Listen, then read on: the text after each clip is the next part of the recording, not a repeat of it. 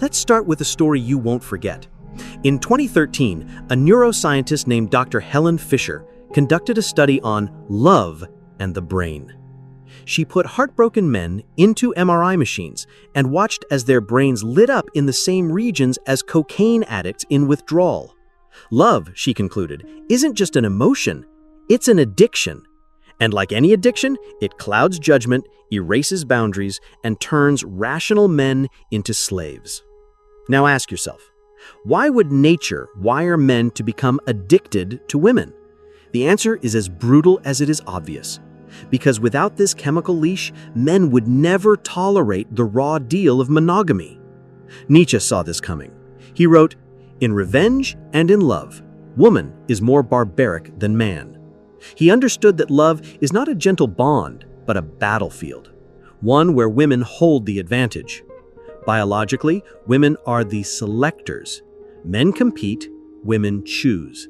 This is the iron law of nature, obscured by centuries of romantic propaganda. In the animal kingdom, males fight, display, and die for the chance to mate. Human males are no different, except instead of claws and fangs, we use paychecks and promises. The result? A system where men labor under the illusion that love is reciprocal, when in reality, it's transactional. History proves this beyond doubt. Consider the ancient practice of dowry, where a woman's family paid a man to marry her. Why? Because marriage was a burden for men, a responsibility that required compensation. Fast forward to today, and the script has flipped. Now, men pay, not just in money, but in freedom, autonomy, and often their future. The rise of the romantic marriage in the 18th century wasn't progress, it was a con. By convincing men that love should be the foundation of marriage, society tricked them into accepting a rigged game. The data is devastating. A 2019 study in the Journal of Social and Personal Relationships found that men fall in love faster and harder than women. Women, on the other hand, are far more likely to fall out of love first, and once they do, there's no going back. This isn't an accident, it's strategy. Women are evolutionarily programmed to seek the best possible mate, even if that means abandoning the current one. Men are programmed to cling, to hope, to forgive. Why? Because in nature, a male who walks away from a potential mate risks leaving no legacy. But a female who stays with a weak mate risks her survival. Now apply this to modern relationships. A man meets a woman. He falls in love. He commits, provides, sacrifices. She enjoys the security until something better comes along. Then she leaves. The man is shattered, not because he's weak, but because his biology betrayed him. He was designed to bond. She was designed to optimize. This is the dark truth behind soulmates. There's no such thing. Love is a chemical weapon, and men are its primary victims. Even the language of romance is a trap. Happy wife, happy life. If you love her, let her go. These are not truths. These are spells, incantations designed to keep men in line. Nietzsche warned of this.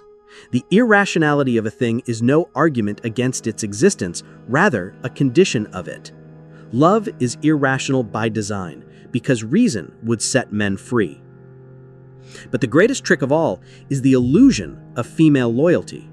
Men are taught that a virtuous woman will stand by them through hardship. Reality is different. A 2015 study published in the New England Journal of Medicine found that women are 6 times more likely to divorce a man who becomes seriously ill than the reverse. Think about that. A man gets cancer and his wife leaves him. A woman gets cancer and her husband stays. This isn't anecdotal, it's statistical. Female loyalty is a myth sold to men to keep them compliant. So what's the solution? Detachment. Not bitterness, not hatred, but cold, rational clarity. The men who thrive today are the ones who see love for what it is, a fleeting chemical reaction, not a divine bond. They enjoy women, but they don't worship them. They build empires instead of pedestals. They understand Nietzsche's ultimate warning. The man of knowledge must be able not only to love his enemies, but also to hate his friends. But what comes after the illusion shatters? If love is a lie, what's left for men?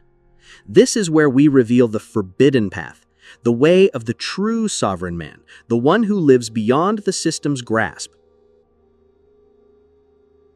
The modern world is a slaughterhouse for male potential. It grinds down warriors into office drones, hunters into taxpayers, kings into simpering husbands begging for scraps of affection. But there is another way, a path so forbidden that most men will never dare walk it. This is the way of the sovereign man, the man who answers to no one, who builds his own kingdom, who recognizes that freedom is the only thing worth fighting for. You've seen the trap, you've felt the chains. Now it's time to break them. Consider the story of Eric, a Wall Street banker who played by all the rules.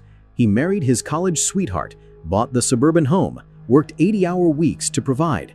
Then, at 42, he came home to an empty house and a note on the kitchen counter.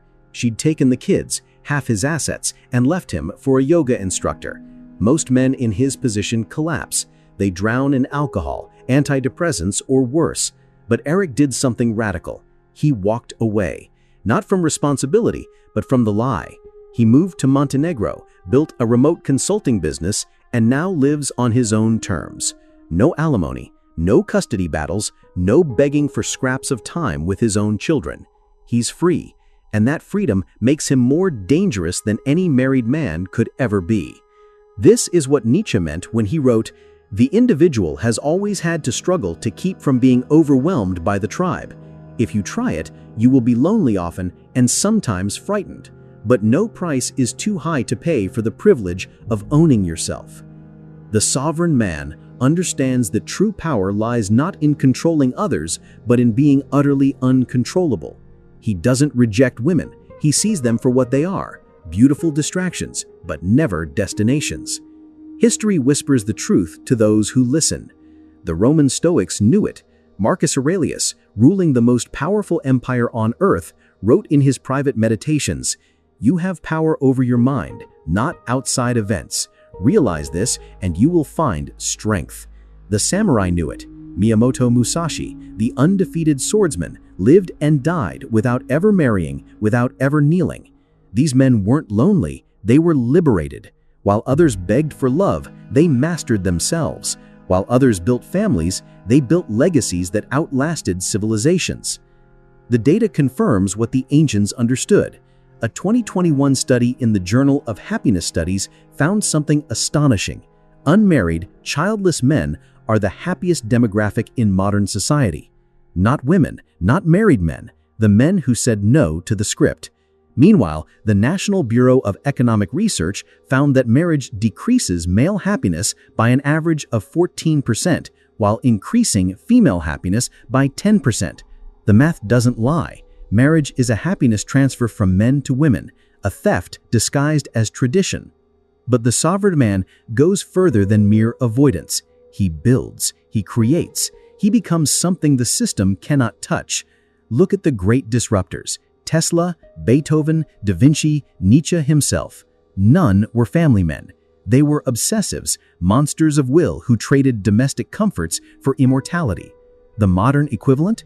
The tech billionaires who skirt marriage, the artists who refuse to settle, the philosophers who stare unblinking into the abyss.